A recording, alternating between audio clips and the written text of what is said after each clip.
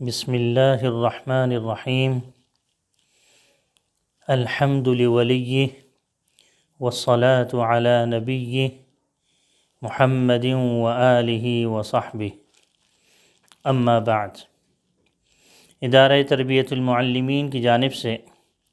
اساتذہ کرام سے متعلق اور ان کی اہمیت اور ضرورت سے متعلق ہماری گفتگو چل رہی تھی، جس میں ہم نے یہ بات بیان کی تھی کہ معاشرے کے بناؤ اور بگاڑ میں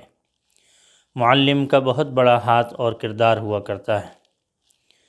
اور اسی کو ہم نے مزید تفصیل کے ساتھ بیان کیا تھا۔ اسی سلسلے کی مزید باتیں انشاءاللہ العزیز آج ہم بیان کریں گے، اور مزید اس پر روشنی ڈالی جائے گی کہ معاشرے کے اندر اور خصوصاً مسلم معاشرے کے اندر، مسلمان معاشرے کے اندر کہ جس کی ابتدا اسلام کے بعد ہوئی ہے، اس وقت سے آج تک مسلم معاشرے میں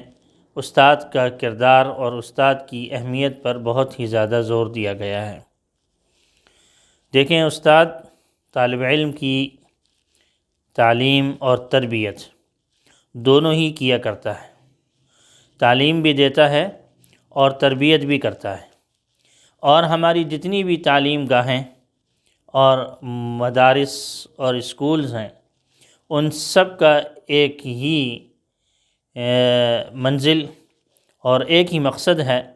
کہ طالب علموں کے اندر علمی اور تربیتی اور عملی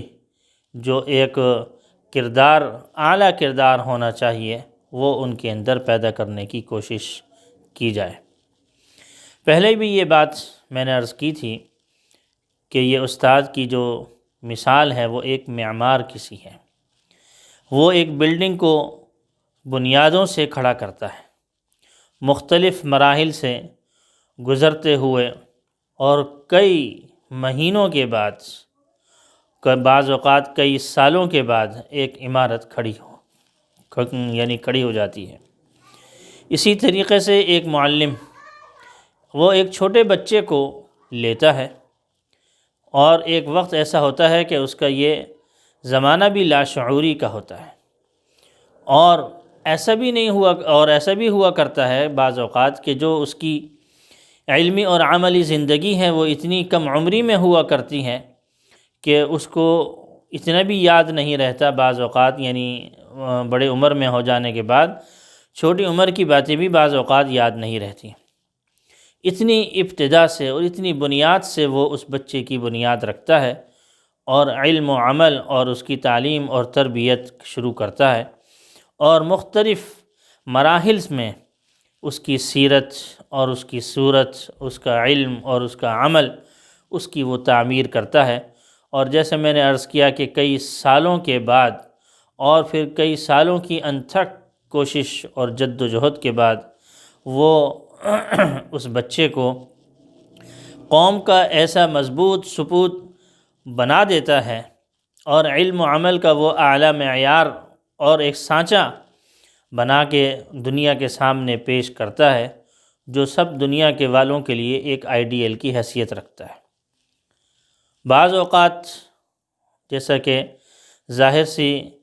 میں جو بلڈنگ ہے وہ ایک مثالی بلڈنگ ہوا کرتی ہے، اور اس بلڈنگ کے اندر وہ اجزاء اور وہ چیزیں اس کے اندر استعمال کی گئی ہوتی ہیں کہ جو اس کی مضبوطی اور ظاہری اور باطنی خوبصورتی کے اندر اپنی مثال آپ ہوتی ہے۔ اسی طریقے سے جو بچہ کسی اچھے مدرس کے ہاتھوں لگ جاتا ہے، اور کسی اچھے معلم کے زیر نگرانی اپنی تعلیمی اور عملی سرگرمیوں کے اندر ایک نکھار پیدا کرنے کی کوشش کرتا ہے، تو ایک انتھک کوشش کے بعد، ایک مسلسل جد و جہد کے بعد، اور کئی سال کی سعی کے بعد، کوششوں کے بعد، واقعتاً ایک ایسا قوم کے لیے ایک ایسا رہبر اور رہنما اور ایک قائد سامنے آ جاتا ہے کہ جو کہ اپنی مثال آپ ہوا کرتا ہے، اپنی ظاہری اور باطنی خوبصورتی کے اندر بھی کوئی اس کا ثانی نہیں ہوا کرتا۔ اور بڑی عجیب بات یہ ہے کہ ہمارے مسلم معاشرے کے اندر اگر ہم دیکھیں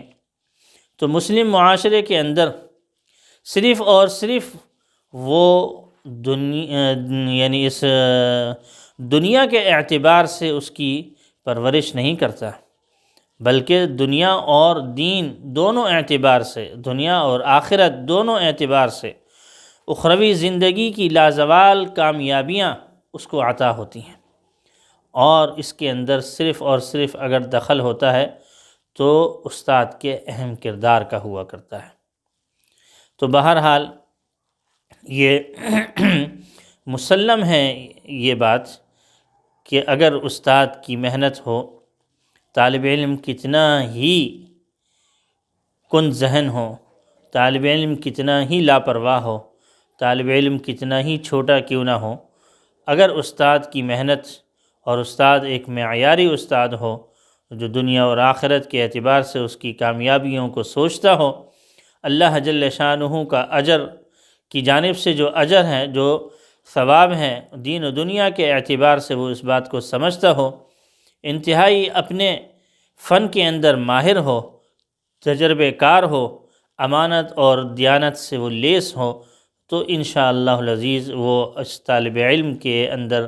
ایسے اعلیٰ اوصاف اور ایسی تعلیمی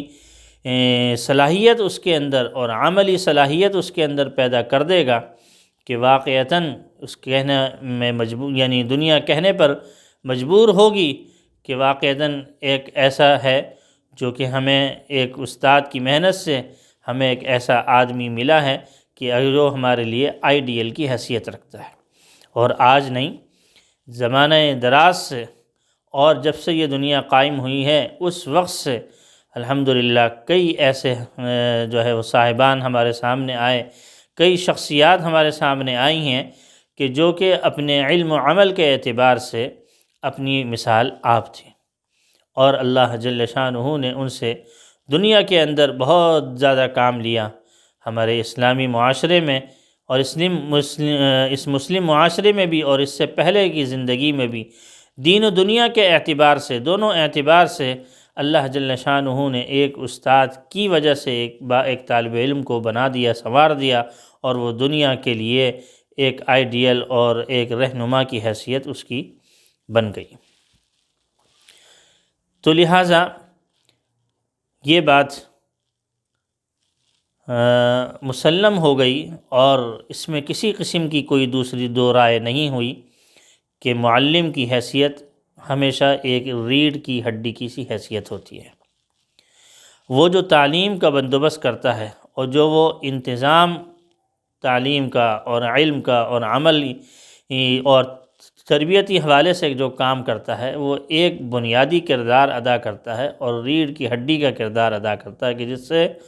معاشرے کا وجود ہوتا ہے، کسی اچھے معاشرے کا وجود ہوتا ہے، اور کسی اچھے مدرسے کا وجود ہوتا ہے، کسی اچھے طالب علموں کا وجود ہوتا ہے۔ تو لہٰذا جب تعلیم اور تعلم ہو، تدریس ہو، درس و تدریس ہو، اور علم و عمل کی باتیں ہوں، تو اس میں لازمی طور سے ہمیں ایک استاد کا، ایک عظیم ترین شخصیت کا ایک تصور سامنے آتا ہے کہ اس کے بغیر کوئی بھی تصور اور کوئی بھی علمی تصور نامکمل ہوا کرتا ہے، اور اس میں اگر اس چیز کو ہٹا دیا جائے تو ظاہر سی بات ہے آپ کتنے ہی نصاب کو اچھے سے اچھے انداز سے مرتب کر لیں، کسی بھی اعتبار سے آپ اپنی منزل تک نہیں پہنچ سکتے۔ کتنا ہی کچھ کر لیا جائے، معیاری تعلیم حاصل نہیں ہو سکتی۔ بنیادی اور یعنی کہ ایک معلم کے ہٹا دینے سے اور اس کے تصور کو ختم کر دینے سے جو ایک کمی رہ جائے گی، وہ ہمیشہ ہمیشہ کی ایک کمی ہے، اور ہمیشہ ہمیشہ کے لیے ایک ناکامی ہے، اور ہمیشہ ہمیشہ کے لیے جو ایک ناکامی ہے اس کا یعنی اس کا ایک یعنی اس کی کوئی